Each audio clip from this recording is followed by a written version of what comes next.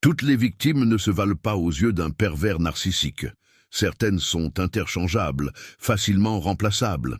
Elles lui donnent ce dont il a besoin, sans rien de spécial. Et puis, il y a la victime de prédilection, celle qui lui procure l'alimentation la plus puissante, celle qui le fait se sentir le plus fort, celle qu'il a le plus de mal à laisser partir. Carl Jung a étudié ce phénomène pendant des années et a documenté exactement ce qui se passe quand cette victime de prédilection le quitte finalement.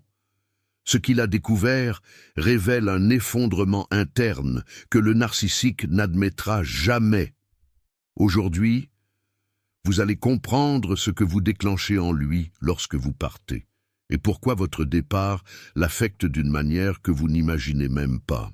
Avant de continuer, il est essentiel que vous compreniez ce que signifie être la victime de prédilection. Jung a observé que les narcissiques ne traitent pas toutes leurs victimes de la même manière. Il existe une hiérarchie. Il y a des personnes qui se trouvent à la périphérie, qui lui accordent une attention occasionnelle, qui sont utiles, mais pas essentielles. Et puis, il y a une personne centrale, la victime de prédilection. La source principale de son alimentation narcissique. Qu'est-ce qui fait qu'une personne devient la victime de prédilection? Jung a identifié plusieurs facteurs. Le premier facteur est l'intensité de l'alimentation.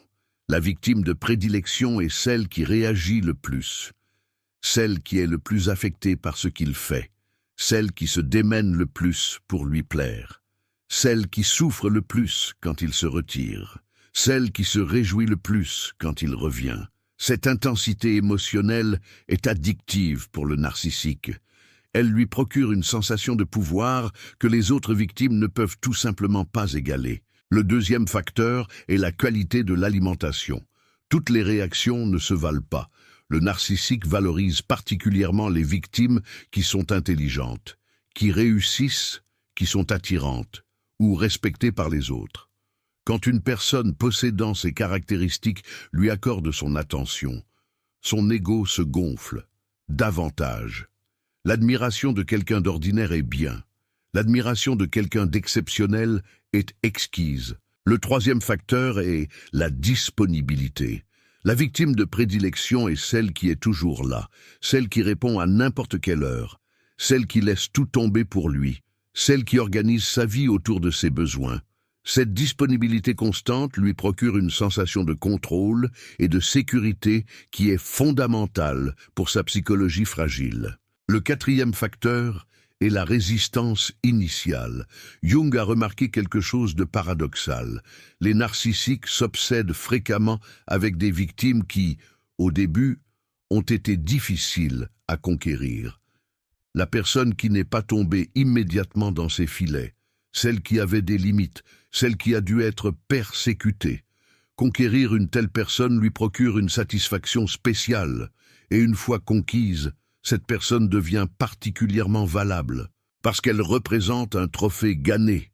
Le cinquième facteur est le lien émotionnel véritable. Bien que le narcissique ne puisse pas aimer de manière saine, il développe une forme d'attachement avec certaines personnes. La victime de prédilection est fréquemment quelqu'un avec qui il a partagé beaucoup de temps, beaucoup d'expériences, beaucoup de cycles d'idéalisation et de dévalorisation. Il y a une histoire, il y a un lien. C'est un lien toxique et dangereux. Mais c'est un lien. Maintenant que vous comprenez ce que signifie être la victime de prédilection, je souhaite vous expliquer ce qui se passe quand cette victime s'en va. Jung a documenté un processus qu'il a appelé l'effondrement narcissique par perte d'alimentation primaire. C'est différent de ce qui se passe lorsque le narcissique perd une victime secondaire ou périphérique, quand la victime de prédilection l'abandonne. L'impact est profond et peut déclencher une série de réactions qui révèlent la fragilité qu'il cache derrière son masque de grandiosité. La première phase est le choc et le déni. Le narcissique ne peut genuinement pas croire que vous le quittez. Dans son esprit, il a tellement de pouvoir sur vous que votre départ est impossible. Il doit y avoir une erreur. Ce doit être une manipulation de votre part pour obtenir quelque chose. ce doit être temporaire. L'idée que vous l'abandonnez réellement de votre propre décision ne rentre pas dans son système. Il est habitué à être celui qui s'en va, pas celui qui est cuité. Durant cette phase, il peut essayer d'agir comme si de rien n'était. Il peut ignorer vos tentatives de mettre fin à la relation. Il peut continuer à se comporter comme si vous étiez toujours ensemble. Ce déni n'est pas une comédie. Il est général. Son ego ne peut pas traiter le fait que sa victime de prédilection ait trouvé la force de partir. La deuxième phase est le hoovering désespéré. Quand le déni échoue et qu'il doit accepter que vous êtes vraiment en train de partir, vient une tentative intense de vous récupérer. Jung a décrit cela comme une frénésie d'aspiration où le narcissique tente d'aspirer la victime à revenir dans la relation en utilisant toute tactique disponible. Le bombardement d'amour que vous n'aviez pas vu depuis des années peut réapparaître. Soudain, il est la personne que vous avez toujours voulu qu'il soit, attentif, affectueux, repentant, promettant des changements, disant tout ce que vous avez toujours voulu entendre. Il peut également utiliser la pitié, menace de se faire du mal, histoire de combien il va mal sans vous, appel à votre compassion et à votre culpabilité. Si cela ne fonctionne pas, il peut tenter la provocation, vous mettre en colère, vous faire réagir. N'importe quelle réaction émotionnelle est meilleure que votre indifférence. Votre rage lui confirme que vous vous souciez encore de lui. Votre tristesse lui donne l'espoir que vous reviendrez. Seul votre silence et votre distance le terrorisent. La troisième phase est la rage narcissique. Quand le hoovering échoue et qu'il doit admettre qu'il vous a réellement perdu, la rage émerge. Ce n'est pas une rage normale. Jung l'a décrite comme une fureur primitive qui vient des couches les plus profondes du psychisme. C'est la rage d'un enfant qui ne peut pas tolérer qu'on lui enlève quelque chose qu'il considère comme sien. Durant cette phase, le narcissique peut devenir dangereux. Il peut essayer de détruire votre réputation. Il peut contacter votre famille, vos amis, votre travail, avec des histoires conçues pour vous nuire. Il peut menacer, il peut harceler, il peut faire des choses que vous n'auriez jamais cru possible de sa part. Cette rage n'est pas parce qu'il vous aime, c'est parce qu'il a l'impression que vous lui avez enlevé quelque chose qui lui appartient. Vous étiez sa propriété et vous avez osé vous échapper. La quatrième phase est la dévaluation rétroactive. Quand la rage s'épuise et qu'il doit trouver une manière de vivre avec votre absence, le narcissique reconstruit l'histoire. Soudain, vous n'avez jamais été si spécial que ça. Soudain, il avait déjà cessé de vous aimer depuis longtemps. Soudain, vous l'avez quitté parce que vous êtes défectueuse, et non parce qu'il vous a rendu impossible de rester. Cette dévaluation rétroactive est un mécanisme de défense. C'est la seule manière qu'il a de protéger son ego de la réalité que vous l'avez abandonné. La cinquième phase est la recherche frénétique de remplacement. Le narcissique ne peut pas rester seul avec son vide interne. Il a besoin d'alimentation. Et si vous ne la lui donnez plus, il doit trouver quelqu'un d'autre rapidement. Durant cette phase, il peut sembler qu'il vous a instantanément oublié, qu'il a déjà une nouvelle partenaire, qu'il est heureux. Mais Jung a averti que cette apparence est trompeuse. Le remplacement n'est pas parce qu'il vous a oublié, c'est précisément parce qu'il ne peut pas tolérer de ressentir votre absence. La sixième phase est la comparaison obsessive. Bien qu'il ait une nouvelle victime, la victime de prédilection laisse une marque indélébile. Le pervers narcissique, inconsciemment, compare tout le monde à elle. La nouvelle personne ne réagit pas de la même manière, ne fournit pas la même alimentation narcissique, ne comble pas le même vide. Cette comparaison peut durer des années, voire des décennies.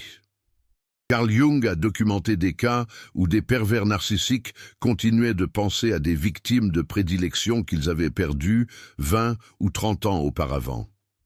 Il y a quelque chose de crucial que Carl Jung voulait que les victimes de prédilection comprennent à propos de ce processus. La souffrance du pervers narcissique, lorsque vous l'abandonnez, n'est pas de l'amour. Ce n'est pas le fait de vous regretter.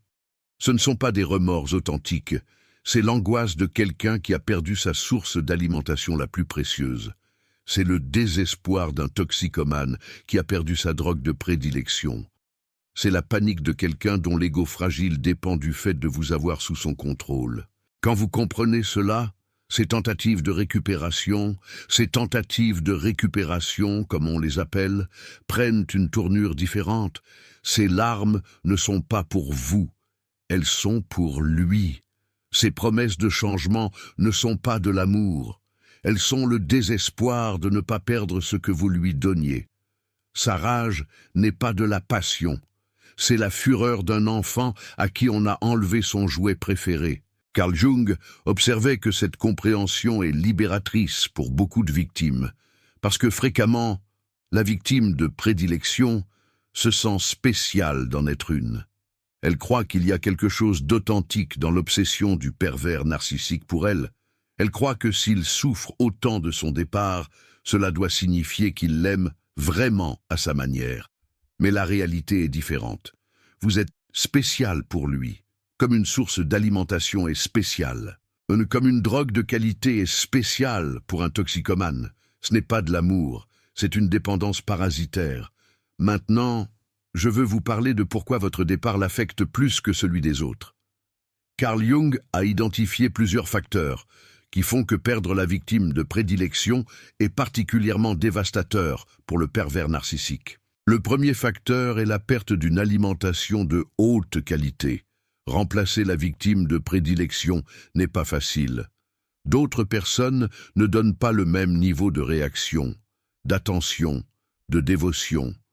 Le pervers narcissique peut avoir de multiples nouvelles victimes et pourtant sentir qu'il manque quelque chose, parce que ce que vous lui donniez était unique dans son intensité et sa qualité. Le deuxième facteur est le coup porté à l'ego.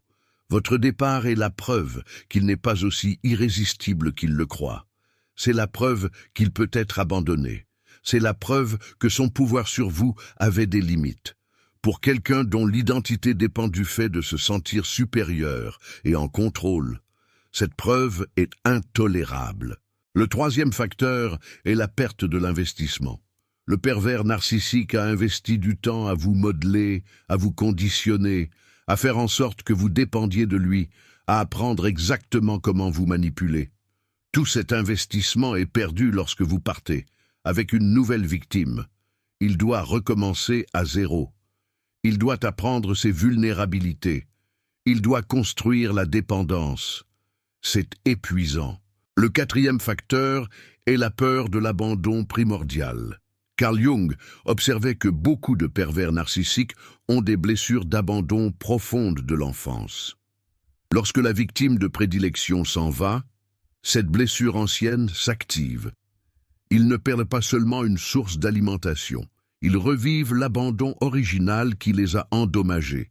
C'est la raison pour laquelle leur réaction peut être si intense et si irrationnelle. Le cinquième facteur est la perte du miroir.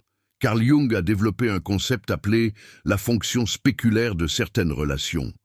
La victime de prédilection fonctionne comme un miroir qui renvoie au pervers narcissique l'image qu'il veut voir de lui-même.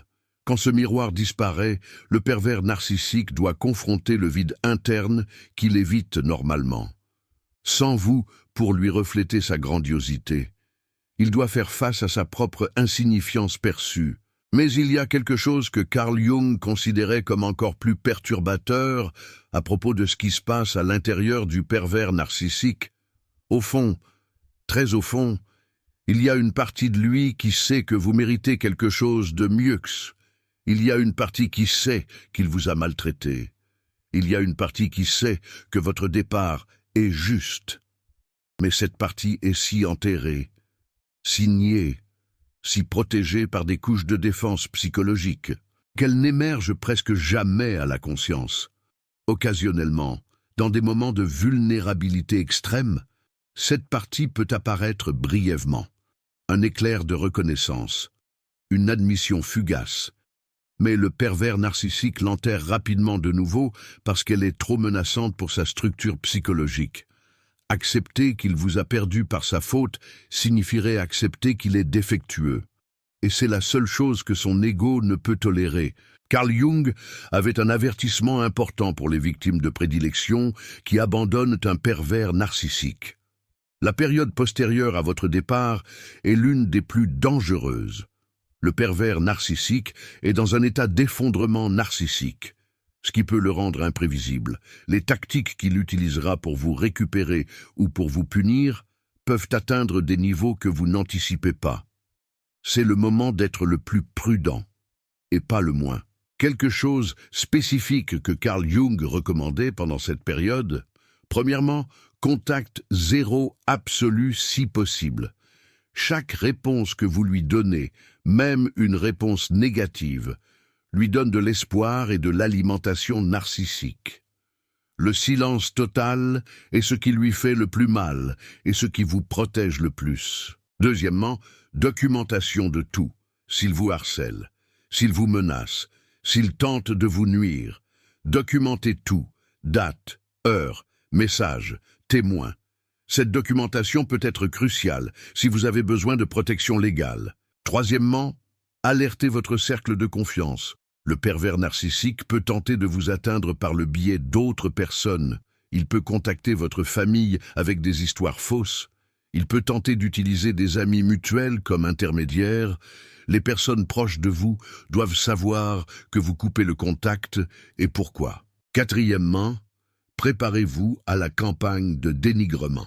Il est très probable que le pervers narcissique tente d'endommager votre réputation. Il racontera sa version de l'histoire où il est la victime et vous la méchante. Certaines personnes le croiront. C'est douloureux mais inévitable. Votre travail n'est pas de convaincre tout le monde de la vérité. Votre travail est de protéger votre paix et de laisser votre comportement cohérent parler pour vous avec le temps. Avant de continuer avec ce qui se passe à long terme, je veux faire une pause. Si ce contenu vous aide à comprendre la dynamique que vous avez vécue ou que vous vivez, pensez à soutenir cette chaîne avec Super Thanks. Votre contribution nous permet de continuer à investiguer et à partager cette connaissance qui peut autonomiser tant de victimes pour finalement se libérer. Merci de faire partie de cette communauté. Maintenant, je veux vous parler de ce qui se passe à long terme lorsque la victime de prédilection ne revient pas. Carl Jung a documenté un phénomène fascinant. Si la victime de prédilection maintient le contact zéro et ne cède pas aux tentatives de récupération, quelque chose change chez le pervers narcissique avec le temps. Cela ne change pas sa personnalité fondamentale. Il ne devient pas une meilleure personne. Mais quelque chose dans sa relation avec vous se transforme. Le premier changement est l'idéalisation rétroactive. Vous vous souvenez comment, pendant la relation, le pervers narcissique alternait entre vous idéaliser et vous dévaloriser. Une fois que vous partez et ne revenez pas, la dévalorisation perd son utilité. Il n'a plus besoin de te faire sentir mal pour te contrôler, alors, paradoxalement, il peut commencer à t'idéaliser dans sa mémoire. Soudain, tu étais parfaite. Soudain, tu étais l'amour de sa vie. Soudain, personne ne te ressemblait. Cette idéalisation n'est pas de l'amour, c'est une autre distorsion cognitive. Le pervers narcissique a besoin de croire qu'il a perdu quelque chose de spécial, parce que cela protège son ego. Il est plus facile de penser qu'il a perdu la personne parfaite à cause de circonstances injustes, que d'accepter que tu l'as quitté parce qu'il était insupportable. Le deuxième changement est le hoovering, intermittent à long terme.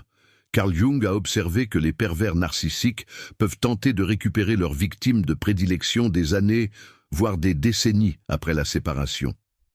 Un message sorti de nulle part à une date significative. Une apparition inattendue quand il entend dire que tu es vulnérable. Une tentative de reconnexion déguisée en excuse ou en clôture. Ces tentatives peuvent survenir bien après que tu aies cru qu'il t'avait oublié. Chaque fois qu'il tente et échoue, il y a une période de silence.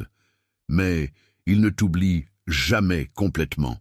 La victime de prédilection reste gravée dans sa psyché comme une source d'alimentation perdue qu'il pourra peut-être un jour récupérer. Le troisième changement est la distorsion du souvenir.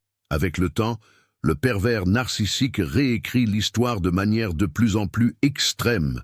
Tu deviens plus diabolique ou plus sainte, selon ce qui sert sa narrative à ce moment-là.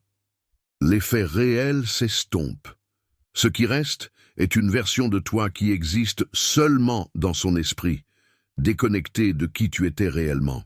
Maintenant, je veux te parler de quelque chose que Carl Jung considérait comme fondamental pour les victimes de prédilection. Tu as plus de pouvoir que tu ne le crois. Le fait que ton départ ait un tel impact sur lui n'est pas une raison de te sentir coupable. C'est la preuve de ta valeur. C'est la preuve que ce que tu lui donnais était significatif. C'est la preuve que tu n'es pas aussi insignifiante qu'il t'a fait sentir pendant la relation. Beaucoup de victimes de prédilection culpabilisent d'être parties. Elles ont l'impression d'abandonner quelqu'un qui a besoin d'elles. Elles se sentent cruelles de le laisser souffrir. Carl Jung était très clair à ce sujet. La souffrance du pervers narcissique à cause de ton départ n'est pas ta responsabilité. Tu ne lui dois pas ta vie, ta paix, ta santé mentale, juste parce qu'il ne peut pas fonctionner sans t'exploiter. Son incapacité à aller bien sans te blesser n'est pas un argument pour que tu restes. C'est exactement l'argument pour que tu partes. Il y a aussi quelque chose d'important concernant le pouvoir que tu gagnes en partant. Quand tu es la victime de prédilection qui s'en va, tu brises quelque chose dans la narrative du pervers narcissique.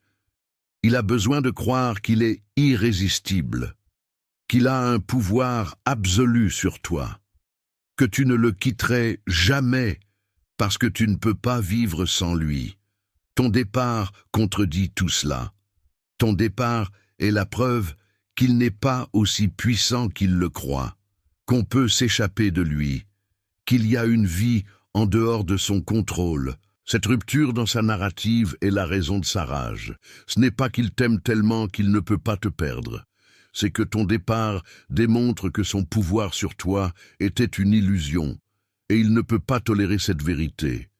Carl Jung a observé que beaucoup de victimes de prédilection expérimentent quelque chose après être parties qui les surprend. Elles s'attendent à se sentir dévastées, elles s'attendent à ce qu'il leur manque terriblement, elles s'attendent à ne pas pouvoir fonctionner sans lui. Et oui, il y a une période de deuil, une période de sevrage du cycle toxique auquel elles étaient habituées. Mais après cette période, beaucoup rapportent quelque chose d'inattendu. Un soulagement, une légèreté, la sensation de pouvoir respirer pour la première fois depuis des années.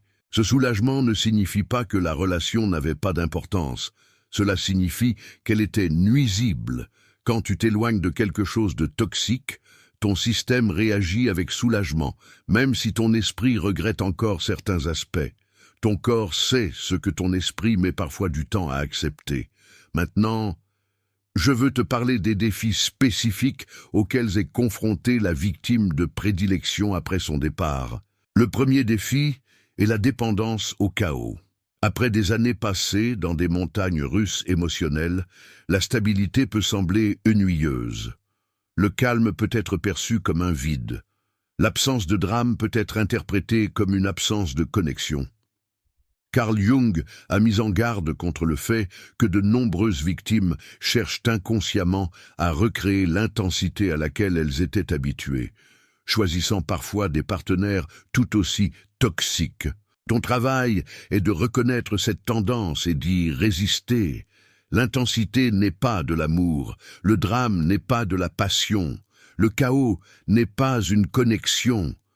Tu dois recalibrer ton système nerveux pour apprécier la paix comme quelque chose de positif et non comme quelque chose de suspect. Le deuxième défi est la perte d'identité. Quand tu as été la victime de prédilection pendant longtemps, tu as probablement organisé ta vie autour du pervers narcissique.